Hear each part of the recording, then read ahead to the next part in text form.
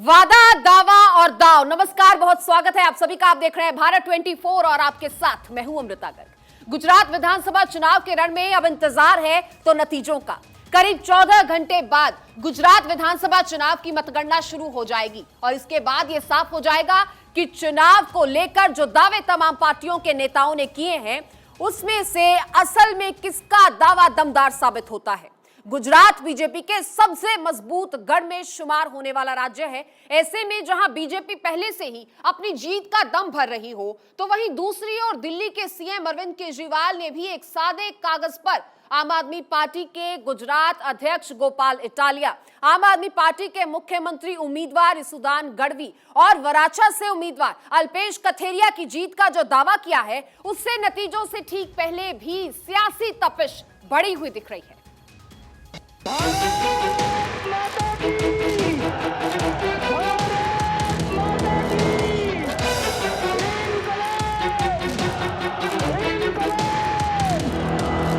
गुजरात के रण में दावों का जोर। 1 मार्च से गुजरात के बिजली के बिल आपके 0 आया करेंगे। सादे कागज पर हार और जीत का शो।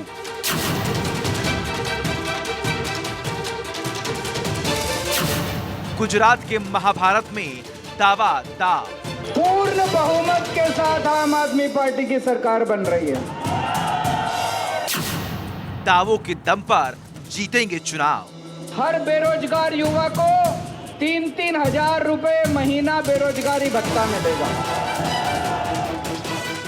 गुजरात विधानसभा चुनाव की लड़ाई इस बार बेहद तल्ख दिखाई दे रही है, जहां पर मतदान के बाद अब इंतजार है तो गुरुवार सुबह 8 बजे का, जब गुजरात चुनाव के लिए मतगणना होगी और इसके बाद साफ हो जाएगा कि गुजरात के महाभारत को लेकर सियासतदानों ने जो दावे किए उनमें से किसका दावा सच साबित होता है। गुजरात विधानसभा चुनाव के मैदान में इस बार चुनावी दावों के मामलों में दिल्ली के सीएम अरविंद केजरीवाल के दावे खास तौर से सुर्खियों में रहे, जहां वो सीधे देश की सबसे बड़ी पार्टी बीजेपी को चैलेंज देते दिखाई दिए।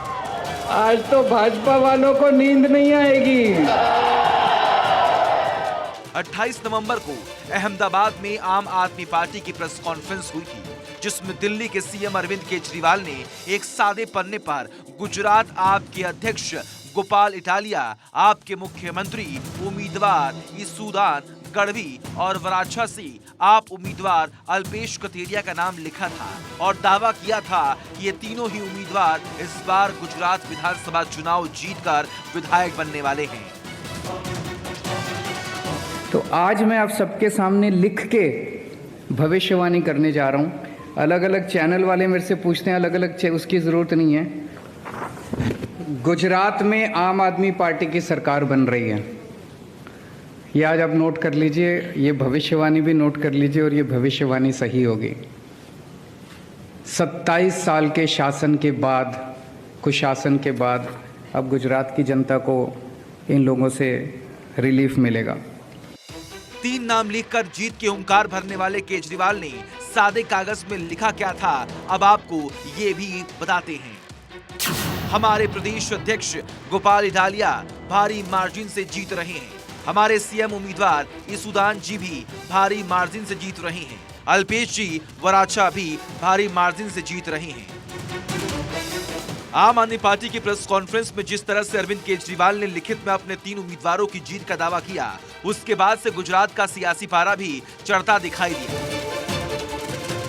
दरअसल केजरीवाल ने पंजाब विधानसभा चुनाव से पहले भी लिखकर दावा किया था कि पंजाब में आपकी सरकार बनने जा रही है और पंजाब में सरकार बनने के बाद से वो इस फॉर्मूले का लगातार इस्तेमाल करते दिख रहे हैं। वही बीजेपी के सबसे मजबूत गढ़ में भी केजरीवाल ने सादे कागज पर नाम लिखकर आपके उम्मीदवारों का जो दावा किया, उससे लेकर बीजेपी से ज्यादा कांग्रेस तल्ख दिखाई दी। गुजरात कांग्रेस के प्रभारी रघु शर्मा ने केजरीवाल के दावे पर हमला बोल दिया। उन्होंने कहा कि वो ये लिख कर दे रहे हैं कि गुजरात में आम आदमी पार्टी का खाता नहीं खुलने वाला है। रघु शर्मा ने एक वीडियो में इस बात का भी दावा किया। उनके इस दावे का वीडियो सोशल मीडिया पर जमकर वायरल भी हुआ। रघु शर्मा, प्रभारी कांग्रेस पार्टी गुजरात, अरविंद केजरीवाल ने चैलेंज आप पूछू कि तमारी पार्टी की गुजरात में एक पण सीट नहीं आवे, तमे बीजेपी की बी टीम छो। केजरीवाल जी, आपको गुजरात में खातो नहीं खुले।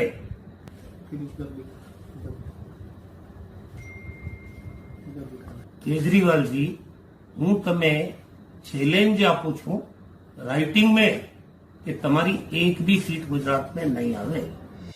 एक और दिल्ली के सीएम अरविंद केजरीवाल सादे कागज पर उम्मीदवारों के नाम लिखकर उनकी जीत के दावे करते दिखे, तो दूसरी ओर गुजरात कांग्रेस के प्रभारी रघु शर्मा का वीडियो भी सुर्खियों में रहा, जिसमें उन्होंने आम आदमी पार्टी को बीजेपी की बी टीम बता दिया और सादे कागज पर यह दावा किया कि आम आदमी पार्टी को गुजरात में एक भी सीट नहीं मिलने वाली है। साफ है कि सियासत में सादे कागज पर अपने जीत का दावा करने की ये नई रवायत है। हालांकि भले ही गुजरात विधानसभा चुनाव में अरविंद केजरीवाल और कांग्रेस प्रभारी रघु शर्मा के अपने अपने दावे हों, लेकिन ये भी सच है कि गुजरात के रण में इनका मुकाबला देश की सबसे बड़ी पार्टी बीजेपी से है, जो गुजरात में जीत का चौका लगाने का दावा पहले दिन से ही कर रही है। वही गुरुवार को अब गुजरात विधानसभा चुनाव के नतीजे भी सामने आने वाले हैं, जिसके बाद साफ हो जाएगा कि गुजरात के चुनाव के दौरान जो दावे किए गए, दरअसल उन दावों में दम कितना है। Bureau report, Bharat 24।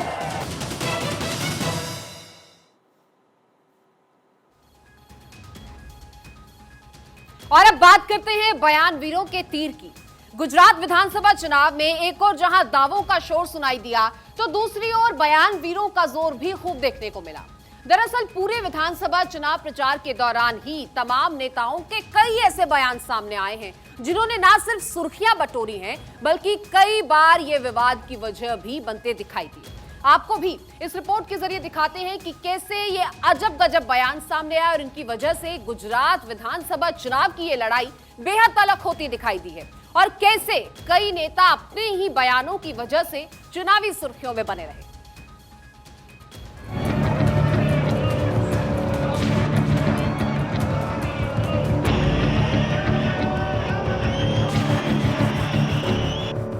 गुजरात विधानसभा चुनाव यानी देश की सियासत से जुड़े सबसे अहम विधानसभा चुनावों में से एक, जहां पर 1995 से लगातार बीजेपी का कब्जा है और पीएम मोदी के पहली बार गुजरात का मुख्यमंत्री बनने के बाद से कभी गुजरात में बीजेपी को हार का सामना नहीं करना पड़ा। 2012 तक प्रधानमंत्री मोदी मुख्यमंत्री चुने जाते रहे, तो उनके प्रधानमंत्री बनने के बाद भी गुजरात बीजेपी का मजबूत गढ़ बना रहा। वहीं 27 साल बाद भी बीजेपी एक बार फिर गुजरात में बड़ी जीत का दावा कर रही है। बीजेपी को चैलेंज देने के लिए इस बार कांग्रेस और आम आदमी पार्टी भी चुनावी मैदान में है। साफ है, मुकाबला कड़ा है। ऐसे में चुनाव के दौरान कई ऐसे बयान भी सामने आए जिन्होंने जमकर सुर्खियां बटोरी। साथ ही इन बयानों पर विवाद भी जमकर हुआ। पहले सुनिए क्या कहा था आम आदमी पार्टी के गुजरात अध्यक्ष गोपाल इटालिया ने, जिन्हें दिल्ली पुलिस ने बयान की वजह से हिरासत में भी लिया था। मारी तमारी माता बहनों ने पण रिक्वेस्ट करवी जोईए कि हे मारी मावड़ियों, हे मारी बहनों, हे मारी दीकरीओ, कथाओं के मंदिरों में तमारू कई वळवानुं छे नहीं। ए शोषणना घर छे। जो तमारे तमारो अधिकार जोतो होय, आ देश ऊपर तमारे शासन करवुं होय, समान दरज्जो जोतो होय, तो कथाओं में जे नाचवाना बदले मारी बहनों, मारी मावड़ियों आ वांचो। लेकिन ऐसा नहीं कि सिर्फ गोपाल इटालिया ने ही ऐसा बयान दिया था। कांग्रेस नेता मधुसूदन मिस्त्री ने भी गुजरात विधानसभा चुनाव के दौरान पीएम मोदी को लेकर ऐसी टिप्पणी की थी, जिसने जमकर सुर्खियां भी बटोरी थी। मधुसूदन मिस्त्री कांग्रेस के मैनिफेस्टो जारी होने के बाद इस कदर जोश में आ गए थे कि वो होश ही खो बैठे और बयान दे डाला कि गुजरात चुनाव में पीएम मोदी को औकात दिखाएंगे। नरेंद्र मोदी की औकात बताएगा कि Narendra Modi can't be compared with Sardar Vallabh Bhai Patel, जिन्होंने इस देश को आज का हिंदुस्तान बनाया, अच्छे अच्छे राजा रजवाड़ों को इकट्ठा किया, जो होम मिनिस्टर बने थे आजाद भारत के, उनकी कंपैरिजन में नरेंद्र मोदी को रखना हास्यास्पद है। भाजप तो जबरदस्त एनो रेकॉर्ड है। ભાજપ ચડી જ બેસે, કારણ કે ભાજપ એટલું બધું કામ કર્યું છે એટલે હવે શું કરે છે? વિકાસના મુદ્દાની ચર્ચા નથી કરતા. એક કોંગ્રેસ વાળા કહે છે આ મોદીને એની औकात બતાવી દઈશું. औकात, मोदी को उसकी औकात दिखा देंगे. अहंकार जुओ भाइयों, अहंकार जुओ, मोदी को उसकी औकात दिखा देंगे. अरे माँ बाप, તમે તો બધા રાજ પરિવારો છો, હું તો એક સામાન્ય પરિવારનું સંતાન છું. મારી કોઈ औकात નથી બાપા. તમે મારી औकात દેખાડવાની. અરે હું તો સેવક છું, સેવક છું, હું તો સેવાદાર છું, અને સેવक के सेवादारनी बड़ी औकात होती है. वहीं बीजेपी नेता और बॉलीवुड एक्टर परेश रावल का एक बयान भी गुजरात विधानसभा चुनाव के दौरान खूब चर्चा का विषय रहा. दरअसल परेश रावल पहले चरण के मतदान से पहले जब प्रचार के लिए पहुंचे तो उन्होंने महंगे गैस सिलेंडर पर सफाई देने के दौरान बंगाली समाज पर तंज कसा. रोहिंग्या मुसलमानों का जिक्र कर दिया और कह डाला कि लोगों को गैस सिलेंडर सस्ता मिल जाएगा, रोजगार भी मिल जाएगा, लेकिन तब क्या होगा जब रोहिंग्या मुसलमान उनके पास रहने लगेंगे? तब आप सस्ते गैस सिलेंडर का क्या करेंगे? बंगालियों के लिए मछली पकाएंगे? એટલે તમારે જો ભાઈ ગેસનો બાટલો મોંઘો છે ને તો સસ્તો થઈ જશે. મોંઘવારી ઉપર ગઈ છે તો નીચે આવશે. રોજગાર પણ લોકોને મળશે. પણ આ બધું મળશે, પણ તમારી આજુબાજુ જ્યારે બાંગ્લાદેશીઓને રોહિંગ્યા રહેતા હશે દિલ્હીની જેમ, ત્યારે તમે શું કરશો? આ ગેસના બાટલામાં તમે શું પેલા બંગાળીઓની ફિશ પકાવશો? શું કરશો તમે? परेश रावल ने बंगाली समाज पर इशारों में हमला बोला तो गुजरात में अपनी सियासी जमीन तलाशने वाली कांग्रेस पार्टी के अध्यक्ष मल्लिकार्जुन खड़गे ने भी प्रचार के दौरान पीएम मोदी पर हमला बोला और इन्होंने पीएम मोदी को रावण बता डाला, जिसके बाद गुजरात चुनाव की तपेश फिर से बढ़ती दिखाई दी. आप किसी को मुद्दे को मोदी को देखकर वोट दो. अब तुम्हारे को तुम्हारी सूरत कितनी बार देखना? कॉर्पोरेशन में भी तुम्हारी सूरत देखना, एमएलए इलेक्शन में तुम्हारी सूरत देखना, एमपी इलेक्शन में भी तुम्हारी सूरत देखना. हर जगह कितने हैं भाई? क्या आपके रावण के जैसा 100 मुख है? क्या है? आप किसी को मत देखो, मोदी को देखकर वोट दो. गुजरात और हिमाचल विधानसभा चुनाव प्रचार के दौरान असम की मुख्यमंत्री हिमंता बिस्वा शर्मा ने भी ऐसा बयान दे दिया जिसने उन्हें सीधे कांग्रेस के निशाने पर ला खड़ा किया. दरअसल भारत जोड़ो यात्रा निकाल रहे राहुल गांधी को लेकर हिमंता बिस्वा शर्मा ने कह दिया कि उनकी शक्ल अब सद्दाम हुसैन की तरह दिखती है. राहुल गांधी की बढ़ी हुई दाढ़ी को लेकर हिमंता बिस्वा शर्मा ने यह बयान दिया था, जिसके बाद कांग्रेस ने उन पर पलटवार भी किया था. चेहरा अगर थोड़ा चेंज हुआ है कोई बुरी नहीं है, लेकिन आपको चेहरा चेंज ही करना है तो थोड़ा वल्लभ भाई पटेल जैसा कर लो, या तो नहीं तो जवाहरलाल नेहरू जैसा कर लो, वो भी चलेगा. गांधी जी जैसा होने से तो और अच्छा है, लेकिन आपका चेहरा सद्दाम हुसैन जैसा क्यों होते जा रहा है? गुजरात की सियासत में इन तमाम बयानवीरों के बयान सुर्खियों में बने रहे, तो वहीं विवादित बयानों की फहरिस्त में तब और इजाफा हो गया जब इसमें अहमदाबाद जामा मस्जिद के इमाम की भी एंट्री हो गई. जामा मस्जिद के शाही इमाम ने यह कहकर विवाद को भड़का दिया कि कोई भी पार्टी जो महिलाओं को टिकट देती है दरअसल वो इस्लाम के खिलाफ विद्रोह करती है. शाही इमाम के इस बयान के बाद भी जमकर विवाद हुआ. तो इसलिए जो कोई भी औरतों को जो है टिकट देते हैं वो इस्लाम के खिलाफ जो है बगावत करते हैं. समझ गया? इस्लाम के खिलाफ उनका ये अमल है. आपको मर्द नहीं है कि आप औरतों को ला रहे हैं, इससे हमारा मजहब कमजोर होगा. ये वो तमाम बयान थे जिन्होंने खास तौर से गुजरात विधानसभा चुनाव के दौरान जमकर सुर्खियां बटोरी और इन बयानों की वजह से विधानसभा चुनाव की जंग बीच बीच में तल्ख होती भी दिखाई दी. वहीं जो भी बयान विधानसभा चुनाव प्रचार के दौरान सामने आए उनका कितना असर चुनाव के नतीजों पर पड़ता है इसका पता तो गुरुवार को होने वाली मतगणना के बाद ही चल पाएगा. लेकिन ये भी सच है, अक्सर यही देखा गया है कि विवादित बयान चुनाव में पार्टियों को फायदा कम और नुकसान ज्यादा पहुंचाते हैं. ऐसे में देखना दिलचस्प रहेगा कि इस बार गुजरात के रण में दिए बयानों से किसे फायदा होता है और किसे इनका खामियाजा भुगतना पड़ता है। Bureau report, Bharat 24।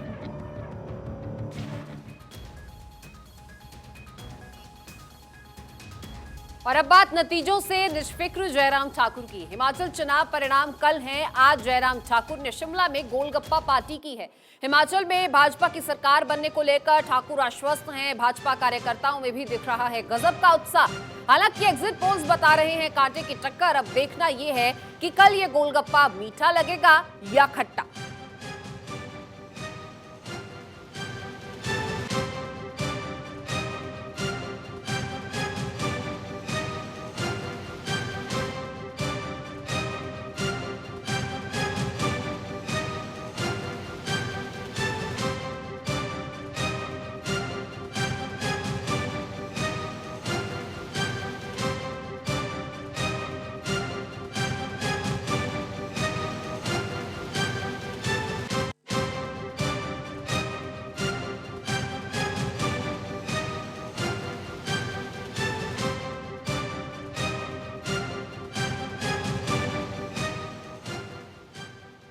पिक्चर अभी बाकी है। एमसीडी चुनाव नतीजों का दिलचस्प पहलू। नतीजों में आम आदमी पार्टी को बहुमत मिला।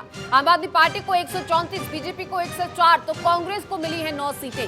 केजरीवाल समेत पूरे आम आदमी पार्टी खेमे में खुशी का माहौल है। लेकिन इसी बीच Bhajpa social media head Amit Malviya का ट्वीट, कहा अब दिल्ली का मेयर चुनने की बारी। करीबी मुकाबले में कौन हासिल करेगा नंबर गेम, और साथ ही मनोनीत पार्षद किस तरह करेंगे मतदान, इस पर होगा सब निर्भर।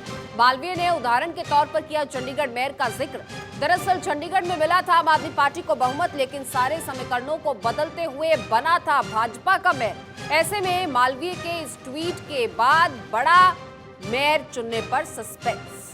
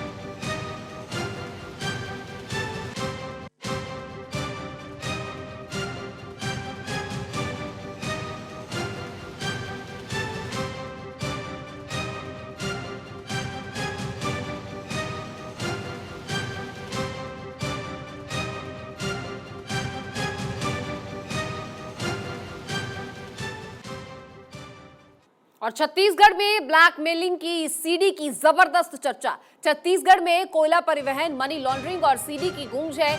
ईडी कोयला ट्रांसपोर्टिंग की अवैध वसूली की जांच कर रही है। कुछ रसूखदार अफसरों की व्हाट्सएप चैट पर चौंकाने वाली जानकारी सामने आई है। ईडी और आयकर ने व्हाट्सएप चैट को भी आधार बनाया है। ऐसी ही एक चैट में नेताओं की सीडी का जिक्र हुआ। ईडी ने एक अफसर से बरामद कर ली है नेताओं की सीडी, और जानकार सूत्रों की माने तो सीडी में हैं कुछ जिम्मेदार राजनेता। दिल्ली के किसी सरकारी भवन में सीडी बनाए जाने की चर्चा है, और सीडी बनाकर एक युवा नेता कुछ राजनेताओं को ब्लैकमेल कर रहा था। हालांकि सीडी पर ईडी ने भी बनाए रखी है अभी चुप्पी, लेकिन मंत्रालय के गलियारों पर दबे स्वर में हो रही है इसकी जबरदस्त चर्चा।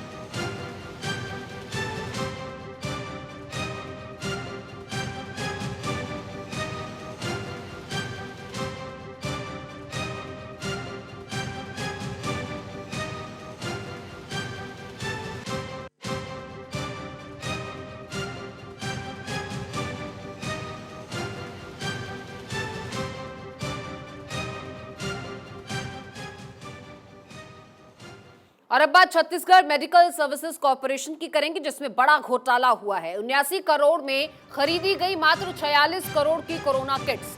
महालेखाकार की ऑडिट रिपोर्ट से हुआ है भ्रष्टाचार का बड़ा खुलासा।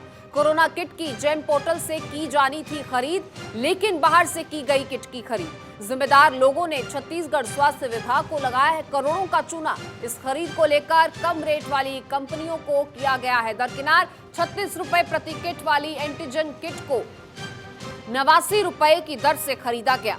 933 रुपए ट्रूनेट किट को वर्चुओसो मेडिको इंफ्राटेक से 1120 रुपए की दर से खरीदा गया। पीडी एंटरप्राइजेज और यूनिट हेल्थ केयर से रैपिड एंटीजन किट खरीदा गया। अब कोरोना काल में किया गया यह भ्रष्टाचार बनेगा अफसरों के गले की फांस।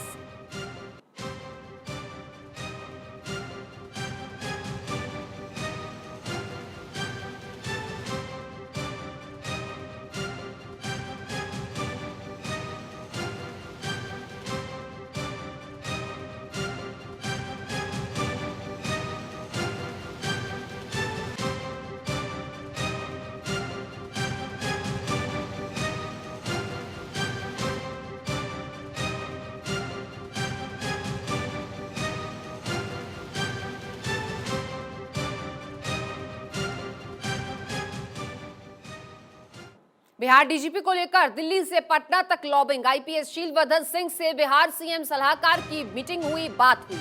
केंद्रीय प्रतिनियुक्ति से लौटने को लेकर चर्चा हुई। सीआईएसएफ से डीजी शीलवर्धन सिंह नहीं लौटना चाहते बिहार, और शीलवर्धन ने कर दिया है बिहार डीजीपी बनने से इनकार। अब राजविंदर भट्टी के डीजीपी पद के लिए लॉबिंग की चर्चा। राजविंदर भट्टी की आईएएस लॉबिंग में है जबरदस्त पकड़। सीएम के भरोसेमंद अफसरों में भी है भट्टी के नजदीकी संबंध। भट्टी ने दिल्ली में की सीएम के करीबी आईएएस चंचल कुमार से मुलाकात। वरिष्ठ आईएएस चंचल कुमार अभी हैं सेंट्रल डेपुटेशन पर। जेडीयू आरजेडी चाहते अपने फेवर का पुलिस मुखिया। लालू गुट के आईपीएस आलोक राज भी हैं डीजीपी की दौड़ में।